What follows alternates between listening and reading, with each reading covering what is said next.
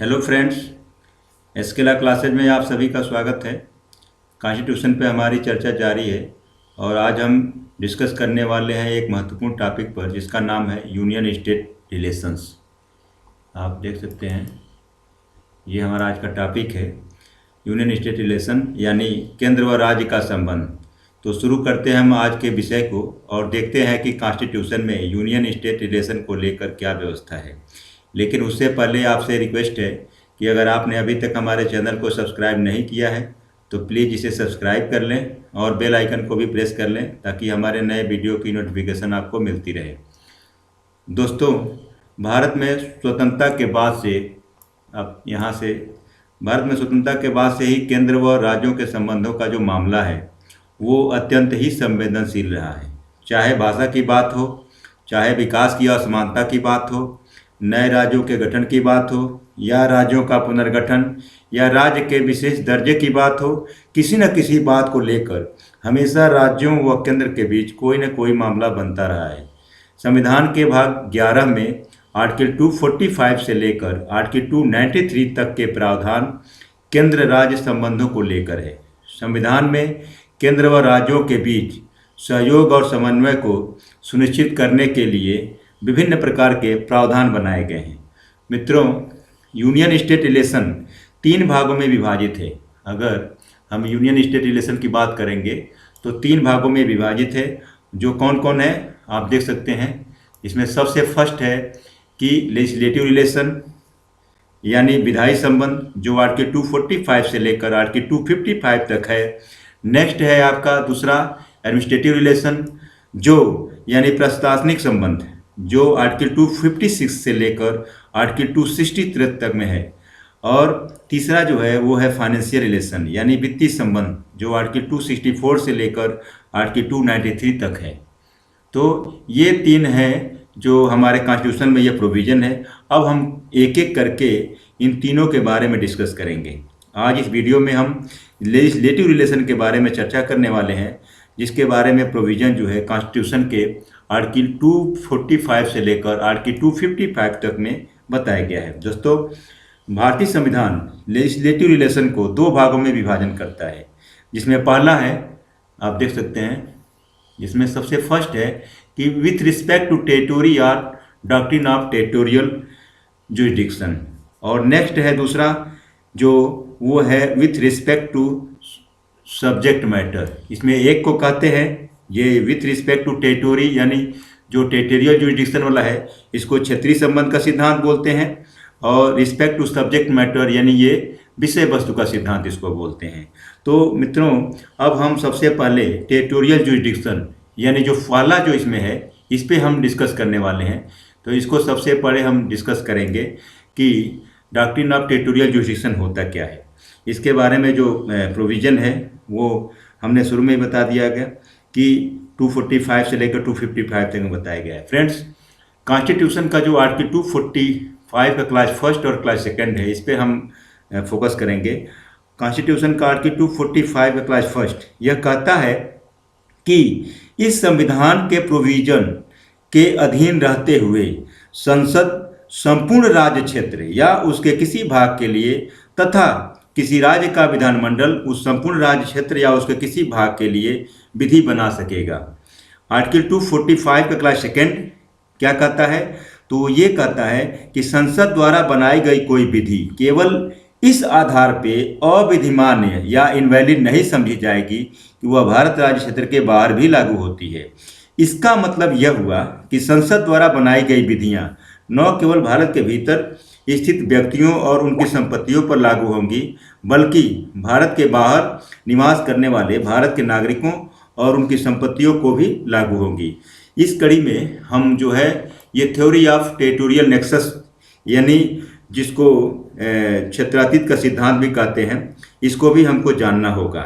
इसको क्षेत्रीय संबंध का सिद्धांत कहा जाता है, इसको भी हमको जानना होगा। मित्रों, आर्टिकल 245 क्लास फर्स्ट यह कहता है कि संसद भारत या उसके किसी भाग के लिए कानून बना सकेगा। तो दूसरी तरफ 245 का क्लास सेकंड यह कहता है कि 245 के क्लास 1 में बनाया गया कानून भारत के बाहर भी लागू हो सकता है। तो ऐसा कब होता है? तो ऐसा तब होता है जब राज्य और उस विषय वस्तु से कोई संबंध हो। इसी को थ्योरी ऑफ टेरिटोरियल नेक्सस कहते हैं। इसे एक एग्जाम्पल से आप समझ सकते हैं कि मान लीजिए एक ब्रिटिश कंपनी एक इंडियन कंपनी में पार्टनर है या इंडियन फर्म में पार्टनर है, तो अगर इंडियन इनकम टैक्स ऑफिसर अगर वो ब्रिटिश कंपनी की समस्त आय पर इनकम टैक्स लगा दें, तो ऐसे में टेरिटोरियल नेक्सस के सिद्धांत के अनुसार इस टैक्स को विधिमान ठहराया जा सकता है। क्यों? क्योंकि कंपनी की अधिकांश आय भारत से आती है।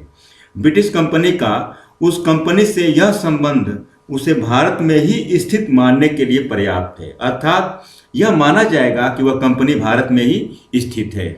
मित्रों, अब हम लेजिस्लेटिव रिलेशन के दूसरे सिद्धांत यानी with respect to subject matter यानी जो विषय वस्तु का सिद्धांत है, हम उस पर फोकस करने वाले हैं।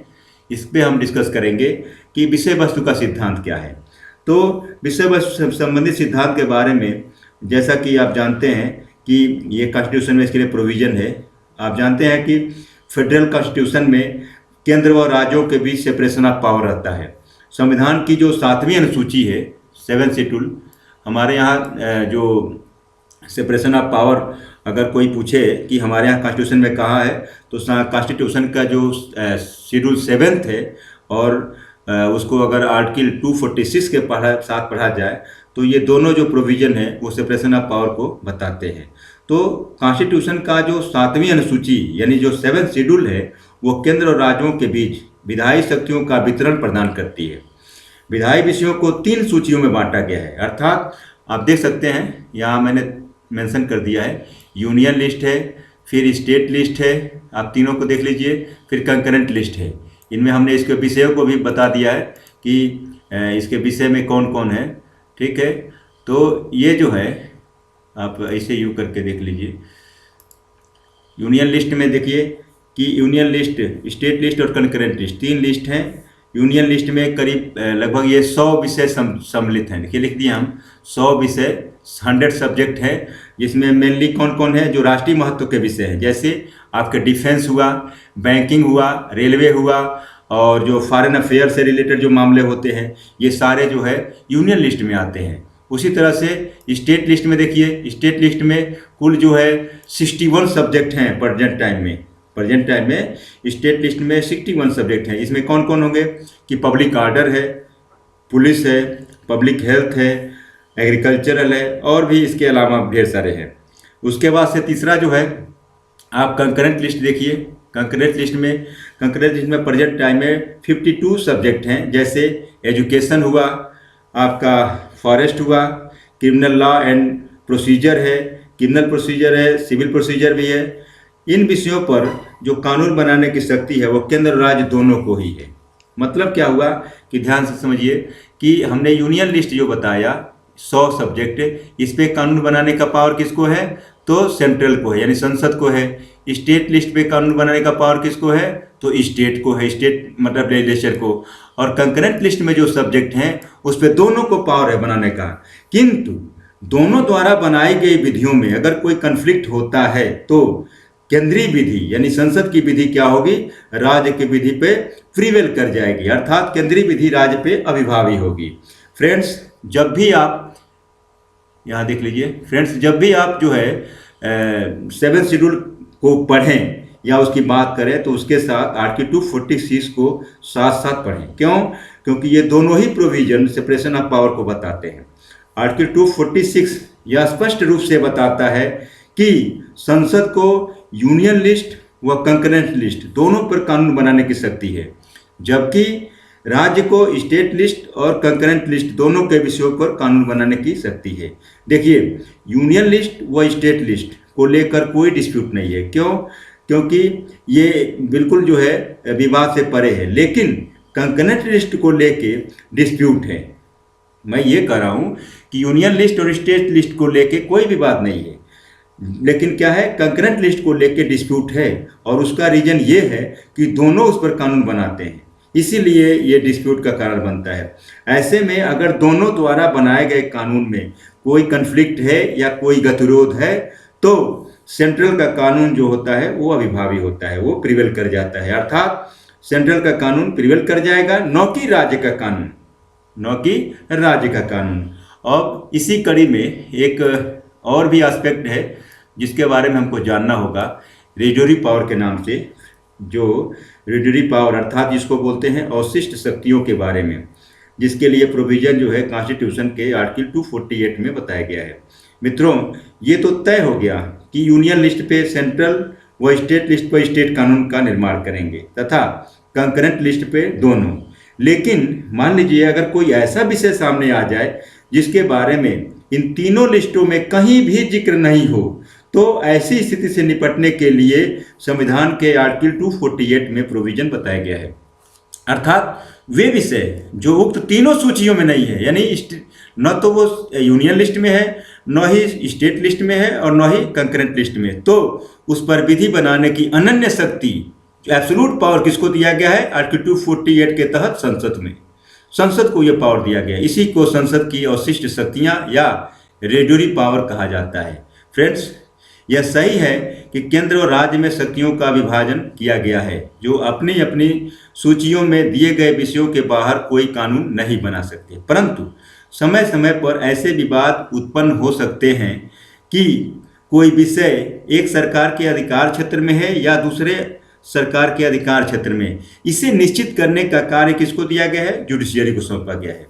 भारतीय न्यायालयों ने सूचियों में वर्णित सरकारों की शक्तियों को निश्चित करने के लिए कुछ नियम, कुछ रूल मतलब निर्धारित किए हैं, जिसमें सबसे पहले आता है कि यहाँ ले सकते हैं आप, ये principles of interpretation of list, यानी जो अनुसूचियाँ हैं, जो लिस्ट है, उनके निर्वचन के क्या नियम है, क्या सिद्धांत है।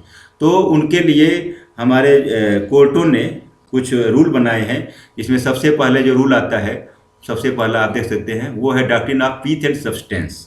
सबसे फर्स्ट जो है वो है doctrine of pith and substance, अर्थात सार व तत्व का सिद्धांत। क्या होता है ये सिद्धांत? आइए जानते हैं इसके बारे में। मित्रों, जब एक विधानमंडल द्वारा बनाई गई कोई विधि दूसरे विधानमंडल के क्षेत्र में, यानी उसके जुरिडिक्शन में जो है अतिक्रमण करती है, तो इस बात को निर्धारित करने के लिए कि जो विवादित विधि है उस विधानमंडल की शक्ति के अधीन आता है या नहीं, जिसने उसे बनाया है, न्यायालय क्या करता है? सार एवं तत्व का सिद्धांत लागू करता है। अर्थात न्यायालय इस बात के द्वारा, यह सिद्धांत के द्वारा इसे चेक करता है कि किसी विधानमंडल ने अगर कोई कानून बनाया है तो क्या वह उसे बनाने की शक्ति रखता था। अगर विधानमंडल द्वारा बनाई गई विधि उसके अधिकार क्षेत्र के भीतर है, उसकी शक्ति सीमा के भीतर है, तो वह वैलिड माना जाएगा, भले ही वह दूसरे विधानमंडल के अधिकार क्षेत्र में आने वाले विषय पर अतिक्रमण करता हो। मित्रों, इससे संबंधित जो दूसरा सिद्धांत है वो है डॉक्ट्रिन ऑफ कलरेबल लेजिस्लेशन। ठीक है, वो है डॉक्ट्रिन ऑफ कलरेबल लेजिस्लेशन, अर्थात छद्म विधान का सिद्धांत। इसको आभासी विधान का सिद्धांत भी कहा जाता है, जो यह बताता है कि जो कार्य विधानमंडल प्रत्यक्ष रूप से नहीं कर सकता, वह कार्य वह अप्रत्यक्ष रूप से भी नहीं कर सकता। अर्थात यदि किसी विषय पर विधानमंडल को विधि बनाने की शक्ति नहीं है, तो वह अप्रत्यक्ष तरीके से उस विषय पर कानून नहीं बना सकता। फ्रेंड्स, अब हम जो तीसरा जो इसमें इंटरप्रिटेशन का रूल है, यानी डॉक्ट्रिन ऑफ रिपुग्नेंसी, ये जो आर्टिकल 254 में इसके बारे में बताया गया है, ये डॉक्ट्रिन ऑफ रिपुग्नेंसी अर्थात इसको बोलते हैं हिंदी में असंगतता का सिद्धांत। इस पे डिस्कस करने वाले हैं, जिसके बारे में जो प्रोविज़न है वो 254 में बताया गया है। आर्टिकल 254 ये प्रोविज़न बताता है कि यदि किसी राज्य के विधानमंडल द्वारा बनाई गई विधि का कोई उपबंध या कोई प्रोविज़न पार्लियामेंट द्वारा बनाई गई विधि के, जिसे बनाने के लिए पार्लियामेंट क्या है? सक्षम है, या समवर्ती सूची के किसी विषय से संबंधित विधि के उपबंध के विरुद्ध है, तो संसद द्वारा बनाई गई विधि राज्य की विधि पे प्रिवेल कर जाएगी, अर्थात अविभावी होगी। संसद द्वारा बनाई गई विधि राज्य की विधि पे अविभावी होगी। मतलब क्या हुआ कि भले ही राज्य विधानमंडल ने उसे पहले बनाया हो और संसद ने बाद में, ये सिद्धांत ये बताते हैं। मतलब कौन सा सिद्धांत? ये डॉक्ट्रिन ऑफ रिपुग्नेंसी। ये सिद्धांत ये बताता है कि यदि एक ही विषय पे संसद व राज्य विधानमंडल दोनों विधि बनाते हैं, तो उसमें रिपुग्नेंसी होने पर या असंगतता होने पे संसद की विधि को प्राथमिकता होगी, न कि राज्य की विधि को। एक एग्जाम्पल से आप इसे समझ सकते हैं। देखिए, समवर्ती सूची के विषय पे केंद्र व राज्य दोनों को विधि बनाने की शक्ति है, और दोनों अगर किसी एक ही विषय पे कानून बनाते हैं तो उनमें असंगति होने पे जो है संसद का कानून प्रिवेल कर जाएगा। ऐसे में यह नहीं कहा जाएगा कि राज्य विधानमंडल द्वारा बनाया गया कानून पहले बनाया गया था और संसद ने बाद बनाया, इसलिए पहले वाले कानून को प्राथमिकता मिलना चाहिए, लेकिन ऐसा नहीं है। ऐसी स्थिति में संसद का ही कानून प्रिवेल करेगा, चाहे वह राज्य के कानून से पहले बना हो या उसके बाद।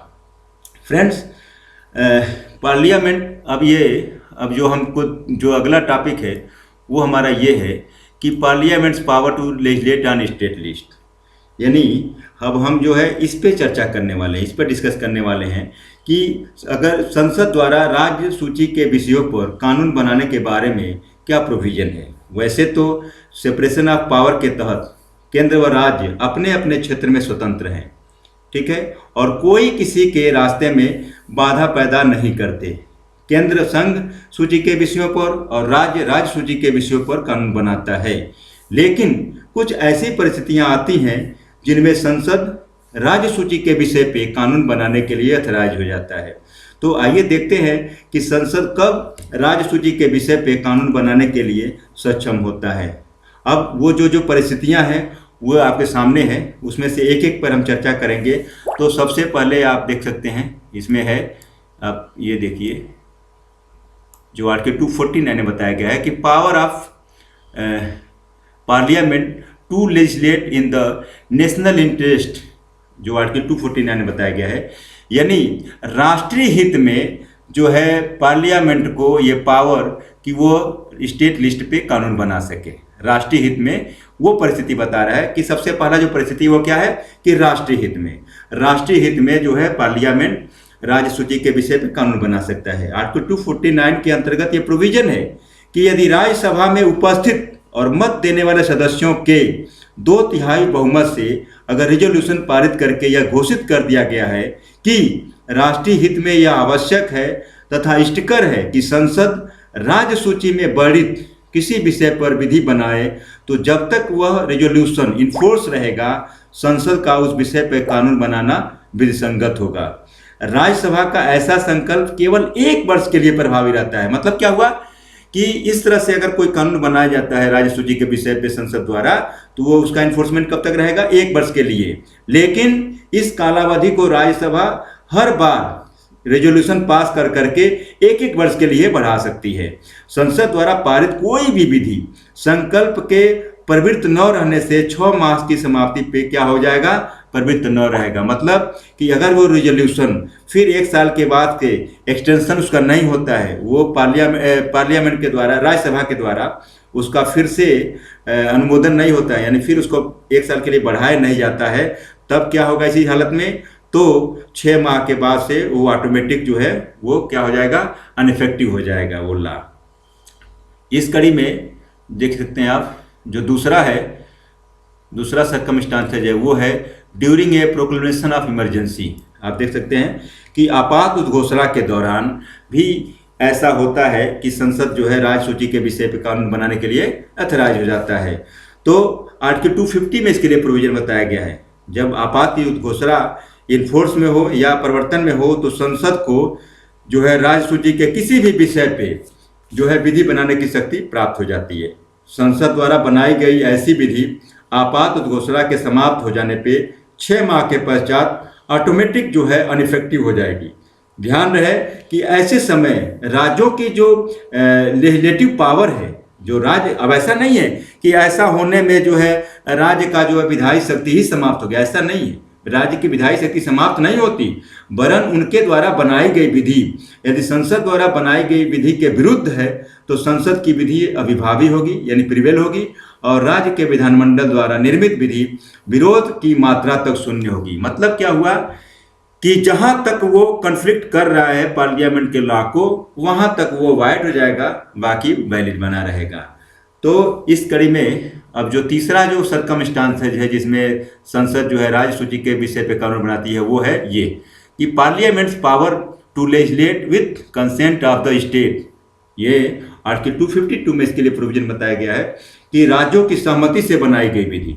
आर्टिकल 252 के अनुसार क्या है कि यदि किन्हीं 2 या अधिक राज्यों के विधानमंडलों ने यह रेजोल्यूशन पारित कर दिया है कि राज्य सूची के किसी विषय पर संसद को विधि बनाना वांछनीय है, डिजायरेबल है, तो संसद उस विषय पर विधि बना सकती है।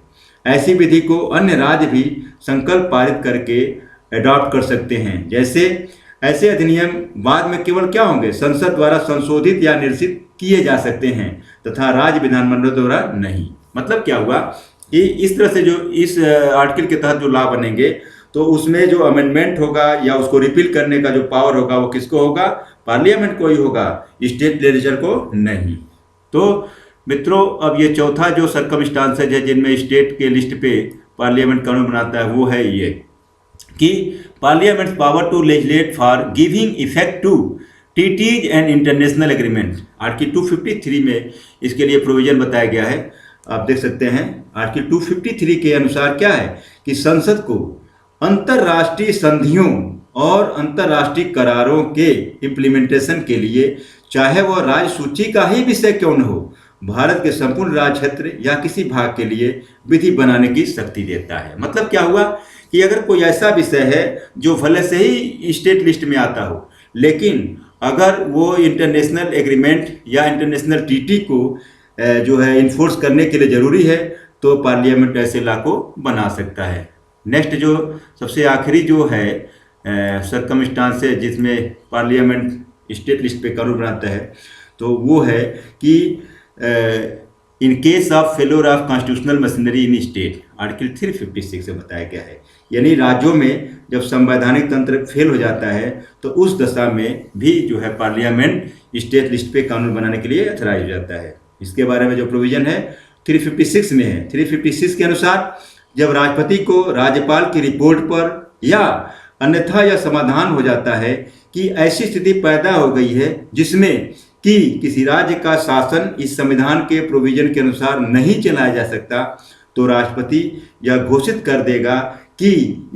करेगा कि राज्य के विधानमंडल की समस्त जो विधायी शक्तियां संसद के अधिकार के द्वारा या उनके अधीन प्रयोग की जाएंगी।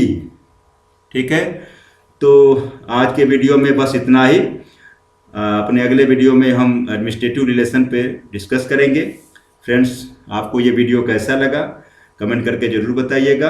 अगर पसंद आया हो तो लाइक व शेयर जरूर कीजिएगा। So thank you friends for watching my video. Thank you.